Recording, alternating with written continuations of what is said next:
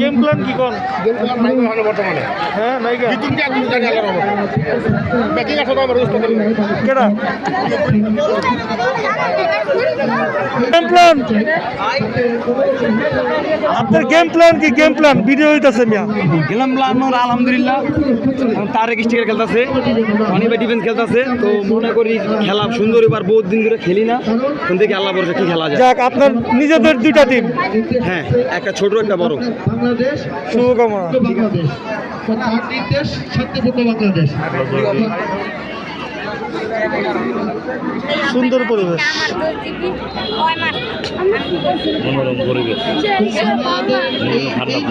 একটু মাঠটা একটু চারিকোনা চলে ভালো লাগতো দাঁড়ানোর জায়গা নাই দর্শকে ভরাপুর শামসুল ইসলাম ভাইকেও আমি এই অনুষ্ঠান করার জন্য তাকেও আমি আমার পক্ষ থেকে পক্ষ থেকে তাকেও আমি ধন্যবাদ জানাই।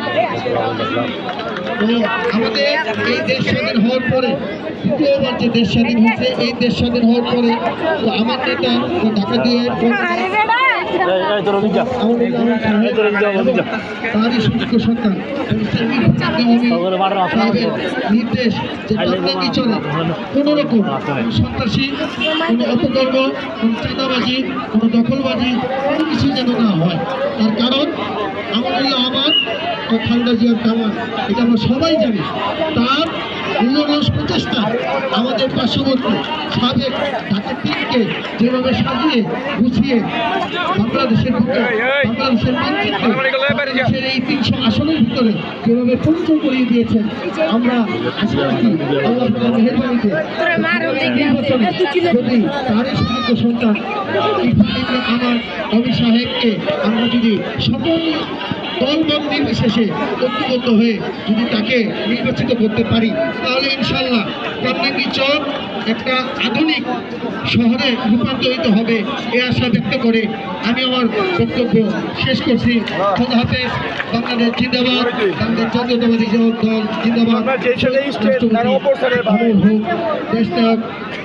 তারেক রহমান সাহেব জিন্দাবাদ জিন্দাবাদ জিন্দাবাদ। আসসালামু আলাইকুম ওয়া রাহমাতুল্লাহি ওয়া বারাকাতুহু। আমাদের প্রবাসীরা মূল্যবান বক্তব্য শুনলেন। এই মুহূর্তে আমাদের মাঝে বক্তব্য নিয়ে আসছেন পঞ্চনগর ওয়ার্ড বিএনপির আহ্বায়ক নেতা নির্যাতিত নেতা ওয়াকফ শহীদুল হক।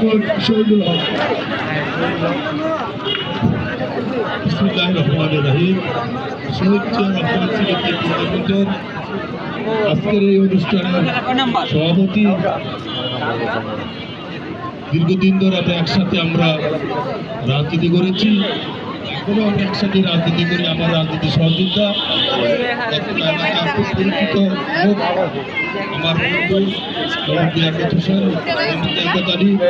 এখানে উপস্থিত আছেন আমরা নিচল থানার বিএনপির সাবেক সভাপতি, যার হাত ধরে আমরা দীর্ঘদিন থেকে রাজনীতি করেছি। এখনো আমরা বিভিন্ন রাজনৈতিক